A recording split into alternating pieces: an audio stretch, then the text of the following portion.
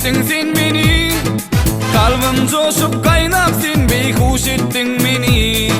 İlkinci pek süyü derdim baştan ağdırdın sen ılgıttın meni. Pirvan edip kirvarzada kaylettin meni. El yanına şağır dalı böğrettin meni. İlkinci pek süyü neydi bilmerin men, bilmerin men. Yine şol süyüyüm asla onu bilmen men. Başka bilmerin men, özgü duymarın men.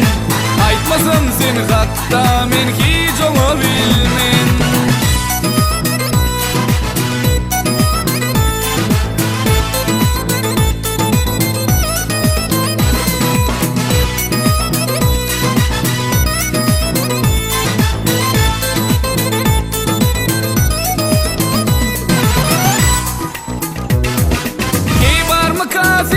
Sıpan düşmen torunu, İçirinsan beş kelmeler senin zorunu. Yalnız taysın dünyanın ahli altın verine. İlkinci pek süyü sen kalptekir insan sana dissan yadarlar.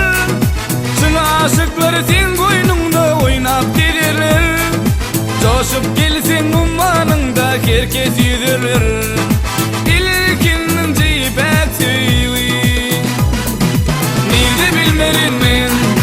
Ayda bilmerin men, yine şol süyüyüm asla onu bilmen men. Başka bilmerin men, özgü duymarın men. Aytmasam sen hatta men hiç onu bilmen.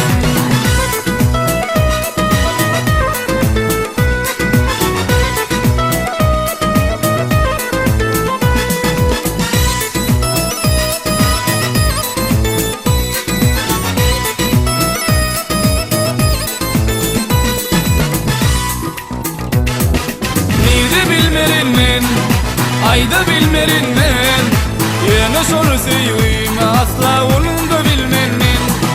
Başka bilmerin men, özgü duymarın men. Aytmasam sen hatta men hiç onu bilmen. Neyde bilmerin men, ayda bilmerin men. Yine şol süyüyüm asla onu da bilmen men. Başka bilmerin men, özgü duymarın men. Aytmasam sen hatta men hiç onu bilmen.